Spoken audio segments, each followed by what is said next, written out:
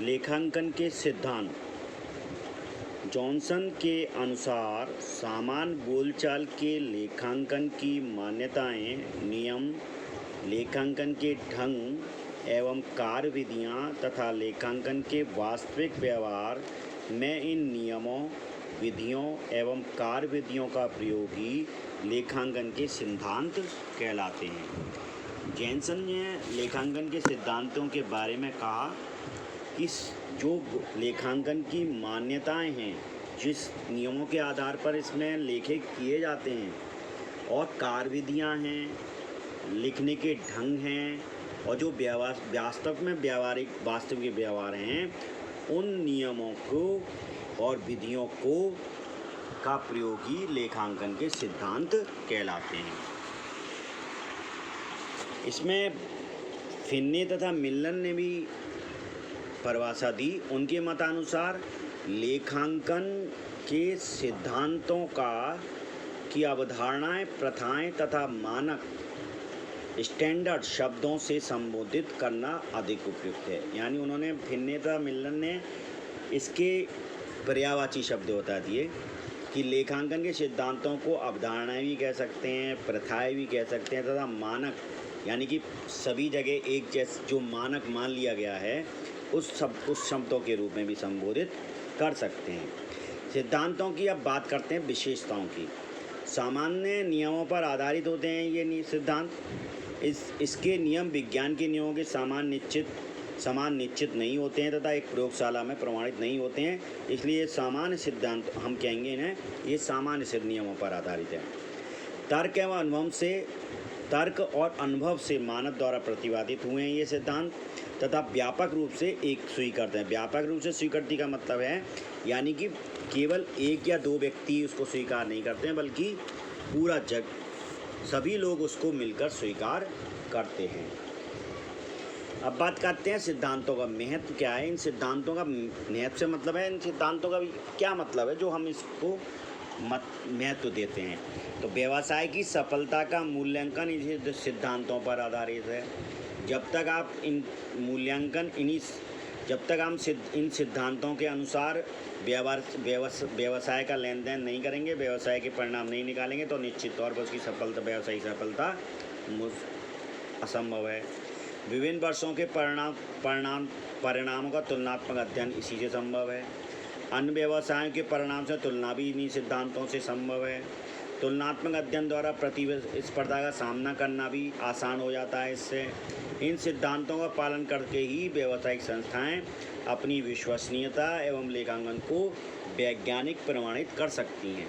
यानी कि जब इन सिद्धांतों के आधार पर भी जब वो लेन देन लेखे किए जाते हैं, व्यावसायिक लेन देनों के लेखे किए जाते हैं, तभी हम इन सिद्धांतों को ध्यान में रखकर ही इसको प्रमाणित कर सकते हैं।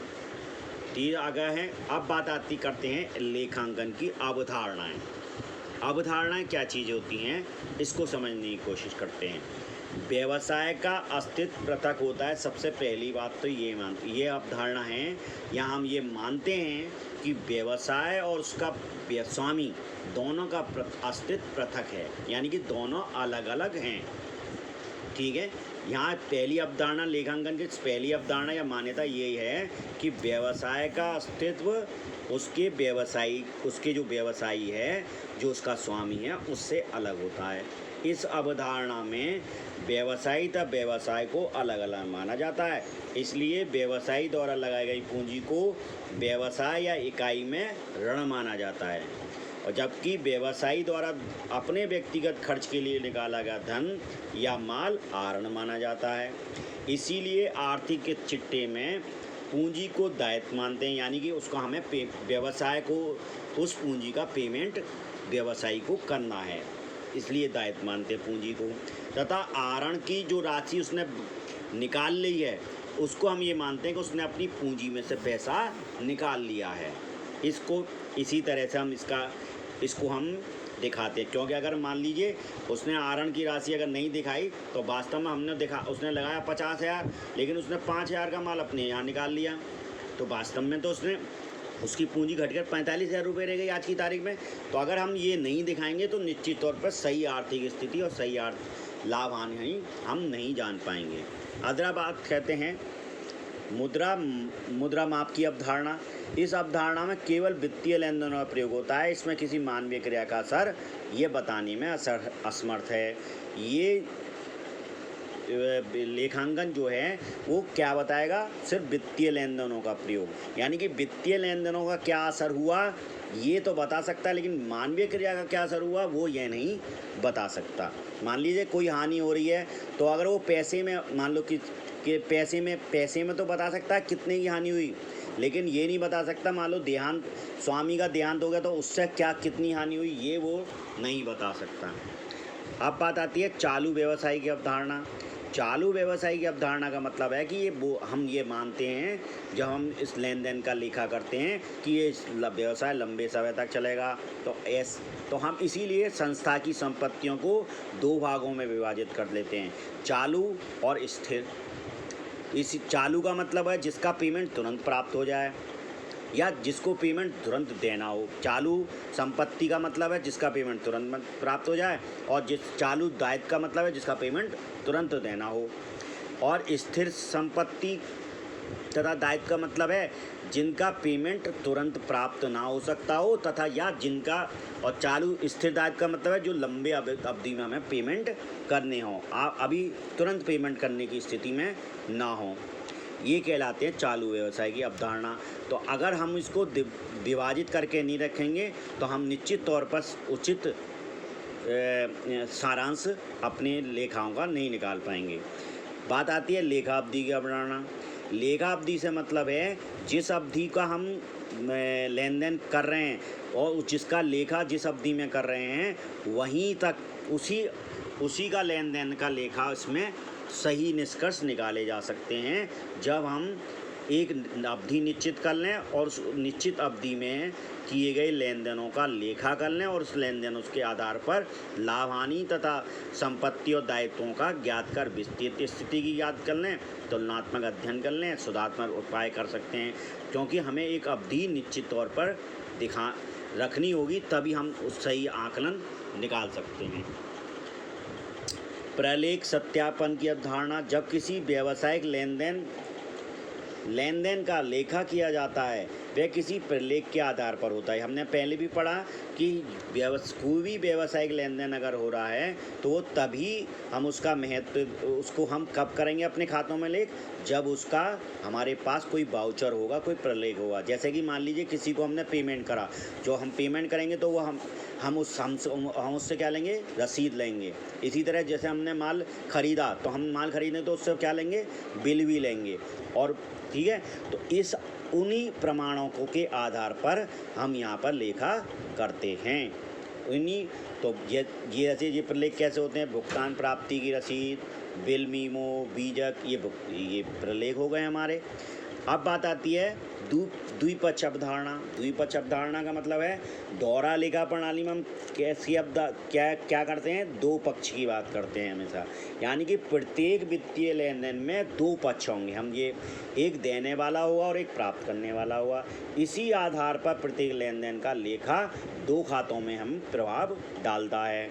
एक खाते को हम ऋणी करेंगे उसमें से, एक खाते को हम धनी करते हैं। इसको हम ऐसे समझ सकते हैं जैसे संपत्तियां बराबर दायित्व या पूंजी, यानी कि संपत्तियों का जितना मूल्य होगा, कुल मूल्य, वो दायित्व और पूंजी के कुल मूल्य के बराबर होगा। या अगर हम चाहें संपत्ति में से दायित्व घटा दें तो हमें पूंजी पता लग जाएगी। इसी तरह संपत्तियों में से अगर हम पूंजी घटा दें तो हमें दायित्व पता लग जाएगा, और संपत्ति में से दायित्व घटा दें तो पूंजी पता लग जाएगी। तो इसका मतलब है इस तरह की द्विपक्ष की अवधारणा होगी, यानी कि दो पक्ष को जोड़ने पर एक पक्ष प्राप्त हो जाएगा हमें। ऐतिहासिक लागत अवधारणा। ऐतिहासिक लाभ धारणा से मतलब है स्थायी संपत्तियों का लेखा लागत मूल पर किया जाता है, इसी को ऐतिहासिक लागत कहा जाता है, जिसे वास्तव में ऐसी संपत्ति से कि क्रय हेतु भुगतान किया, यानी कि जब हमने ऐसी वस्तु को ख़रीदा था उसमें जो खर्चा किया था वही मूल हम उस वस्तु का मूल, उस संपत्ति का मूल मानते हैं। जबकि वास्तव में स्थायी संपत्तियों के मूल घटते बढ़ते रहते हैं। लेकिन हम उसको बाजार मूल्य पर नहीं दिखाते, बल्कि क्या करते हैं, हम अपने मूल्य में से, इस मूल्य में से कुछ मूल्य, लागत मूल्य में से उचित ह्रास हर साल घटाते रहते हैं, ताकि हमें एक मूल्य कम करते हुए चलते हैं, जिससे कि लेकिन कम करते हुए चलते हैं, ह्रास घटाते हुए, जबकि हम उसको हम ये मान के चलते हैं कि वो अपना मूल्य कम होता जा रहा है उसका। अब इसी तरह लेकिन कुछ ऐसी संपत्तियां जो स्टॉक तथा निवेश हैं, ये बाजार मूल्य पर ही चलते हैं। इनको हमने बाजार मूल्य पर ही उसमें स्थिति विवरण दिखाना होता है, क्योंकि स्टॉक आज की तारीख में कितना है तो उसका मूल्य आज की तारीख के अनुसार, ऐसे हमने मान लो कैसे पैसा कर रखा तो उस पर आज का क्या बाजार मूल्य है वो यहाँ पर उस अनुसार ही उसका लेखा करेंगे। इसी तरह बात करते हैं उपार्जन अवधारणा की। उपार्जन अवधारणा का तात्पर्य है, इस अवधारणा इस मान्यता पर आधारित है कि शुद्ध लाभ हानि ज्ञात करने के लिए वित्तीय अवधि में उपार्जित आय या व्यय अथवा अगले वित्तीय वर्ष के लिए पूर्व प्राप्त आय या देय व्यय का लेखा उचित अवधि में हो। मान लीजिए कोई आय इस अवधि में प्राप्त हुई, इस अवधि में उपार्जित हुई, लेकिन प्राप्त हुई अगले साल में। जैसे मान लीजिए एक जगह कहीं पर हमें ब्याज मिलती है, हमने कहीं निवेश कर रखा, उसका ब्याज मिलती है, तो ऐसी स्थिति में मान लो ब्याज मिलती है अब जनवरी से अब दिसंबर तक की, जबकि हम कौन सी अवधि में चला रहे हैं, 1 अप्रैल से 31 मार्च तक का। तो ऐसी स्थिति में पिछले 3 वर्षों का पिछले साल में चला जाएगा, ठीक है, जबकि और 9 साल का 9 महीने का इस अवधि में यूज होगा। तो यहाँ यह ध्यान रखना है कि वो किस वर्ष का उपार्जित है और किस अवधि में वो प्राप्त हो रहा है। इसी तरह से व्यय से संबंधित है कि वो व्यय किस वर्ष का था और किस वर्ष हमने खर्च किया, यानी किस वर्ष उसका भुगतान किया। मान लीजिए हमने पिछले 31 मार्च में कोई रिपेयर कराई, लेकिन उसका पेमेंट करा अगले महीने में, तो ऐसी स्थिति में वो पेमेंट हमें ड्यू तो उसी समय देना था, लेकिन हमने उस समय नहीं दिया, इस साल दिया, तो ऐसी स्थिति में हमारे लिए वो अदत हो गया। इसी तरह हो सकता है कुछ पैसा एडवांस में हमें प्राप्त हो जाए, लेकिन वो इस साल का नहीं था, जब हम काम करके देंगे उससे बाद में, लेकिन पैसा हमें पहले ही मिल गया, तो ये कहलाएगा पूर्वदत्त, यानी पूर्वदत्त वसूली हो गई इसकी हमारी। अब बात आती है आगम प्राप्ति या वसूली अवधारणा। उधार बेचे माल का भुगतान कब प्राप्त हुआ तथा किस अवधि का प्राप्त हुआ, इसका मूल्यांकन करने पर ही लेखा करके ही शुद्ध परिणाम ग्राह्य किए जा सकते हैं। यानी कि कौन से साल में हमने माल बेचा और उसका भुगतान हमें कब प्राप्त हुआ, यानी कौन सी अवधि में प्राप्त हुआ, तो ये इसका निर्धारण करना भी लेखा करते समय ध्यान रखना होगा, तभी हम शुद्ध आंकड़े प्राप्त नतीजे या शुद्ध निष्कर्ष निकाल सकते हैं। लागत है वो आगम के मिलान की अवधारणा। यह अवधारणा भी शुद्ध आंकड़ों के लिए आवश्यक है। इसके अंतर्गत एक निश्चित अवधि में आगम में से व्यय घटाकर लाभ हानि की गणना की जाती है, लेकिन यह गणना तभी शुद्ध हो सकती है जब ध्यान रखा जाए कि आगम से संबंधित व्यय ही घटाया जाए तथा किस अवधि की आय है उस अवधि का व्यय ही घटाया जाए। यानी कि इसको इस तरह से समझते हैं, मान लीजिए अगर हमें कोई इनकम हुई और उसके लिए हमने कुछ खर्चा करा, ठीक खर्चा किया, तो वो खर्चा उस आय में से घटेगा, ना कि अलग से घटेगा। तो हमें वास्तव में 1000 रुपये की आय हुई और हमने उस 1000 की जो इनकम हमें प्राप्त हुई उसके लिए हमने खर्चा करना पड़ा 100 रुपये, तो वास्तव में हमें वो 900 रुपये की ही आय हुई है, 1000 रुपये की नहीं हुई।